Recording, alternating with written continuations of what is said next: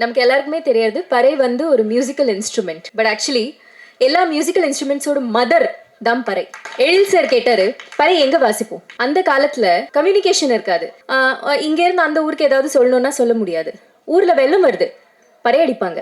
ஏதாவது ஊர் மக்களுக்கு போய் சேர்க்கணும், பறை அடிப்பாங்க. இல்ல ஊர்ல ஒரு function, happy function, sad function, என்ன ஃபங்க்ஷனா கூட இருக்கட்டும், பறைதான். எதுவா இருந்தாலும் திருவிழா, பறைதான். தமிழர் ஒரு அன்றாட வாழ்க்கையோட ஒரு அங்கம் தான் பறை. அந்த பறையோடு ஒரு சின்ன அங்கமா நான் இருந்தேன். It's a huge honour. அந்த ஆனரை உலகம் முழுக்க அப்படி ஒரு இவ்வளோ நல்ல அவார்ட்ஸ்லாம் கொடுத்துருக்காங்க.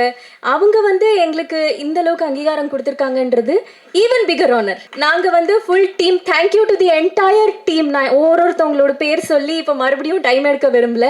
மொத்த டீமுக்கும் ரொம்ப ரொம்ப தேங்க்ஸ். அண்ட் என் கூட ஒர்க் பண்ண இந்த டீமை சப்போர்ட் பண்ண வந்திருக்கிற ஆல் டிக்னிட்ரிஸ் ரொம்ப ரொம்ப ரொம்ப தேங்க்ஸ். ரொம்ப சந்தோஷமாக இருக்குது, ரொம்ப ஆனர்டாக ஃபீல் ஆகுது. அண்ட் வேலு சார், நீங்கள் நடுவில் ஒரு கண்டத்தாளம் எடுத்தீங்க, லிட்டரலாக என் கண்ணில் தண்ணி வந்துருச்சு. பா, இப்படி அவர் வாசிக்கிறாரு, அதோட ஒரு சின்ன விஷயம் நான் படத்தில் வாசிச்சுட்டேனேப்பா, அப்படி ஒரு மனசில் டச் ஆயிடுச்சு. ரொம்ப சந்தோஷமாக இருக்குது.